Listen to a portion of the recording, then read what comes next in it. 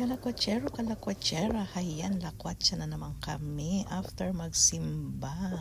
So, dito naman kami dumayo sa dami ng windmills. Dito merong mga tulips. So, titignan natin kung maraming tulips na ngayon.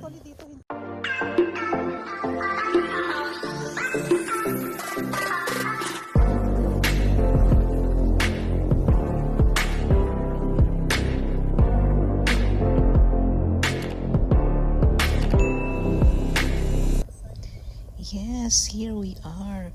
The place where there's a lot of windmills. Grabe, sobrang daming windmills dito. At dito rin ang tulip fruit ng Flevoland here in the Netherlands. So, titingnan natin kung mga nagbukahan na ang tulips. Ayan, hindi pa rin masyado ang nagbukahan. Ayan, maraming hindi pa nakabuka at the back.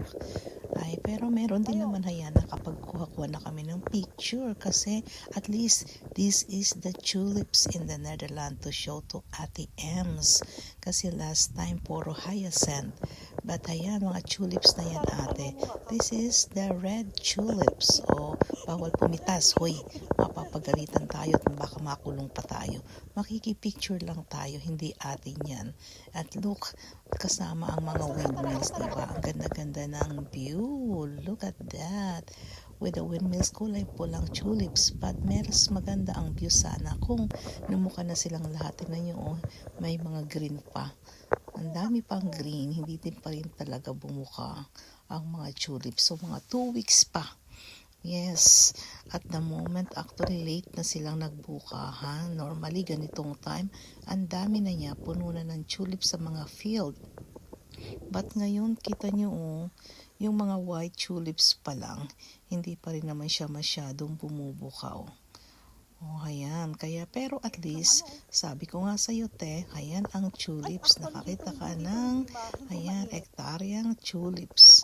Hindi lang bumubuka, babalik tayo. O, diba? Ayan, iba-ibang klase pa naman ang tulips. Ito, 2 colors. Tapos, itong tulips na to, kita nyo, ang daming petals. Not a single petals. Ito yung maraming petals na tulips. O, diba? Ang ganda. Kung mas marami, mas maganda sana. Yan ang colors niya, oh. Iba-ibang kulay dito. At saka may name pa sila, oh. Diba? Ayan. At yellow lahat, kasi last time, nakapunta kami dun sa isang tulips. Ano ka pwede mo ka? Netherlands sa north. Ayan. Pero, Dito tayo. Ayun ang yellow, oh. Ayan.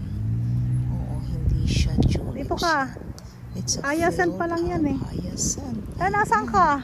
Kaya nagpunta kami ngayon sa Flevoland kasi doon yung mga tulips. So yun yung nakita namin last week. Puro hyacinth yan. White hyacinth, purple hyacinth. So it's a field of hyacinth. Diba? Ang dami. Sobrang dami. Pero hyacinth. Pero ang bango. At least actually, I love hyacinth kasi ang bango-bango niya. Mahanap tayo ng ibang Mas kulay. gusto ko nga ang hyacinth kesa sa tulips, eh. Mas gusto ko siya. Pero syempre, the tulips, there are a lot of varieties at maraming klase. Tingnan niyo, oh, ang ganda-ganda ng hyacinth. Purple na purple. O, diba? O, tsaka may mga yellow pa. So, picture kami dito na lang sa purple hyacinth kasi walang tulips dito. May nakita kami kokonti lang.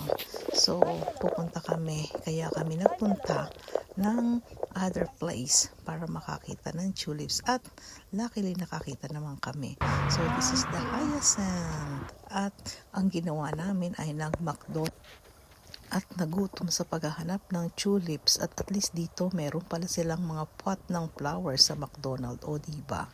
Mas maganda. Yan, salamat McDo.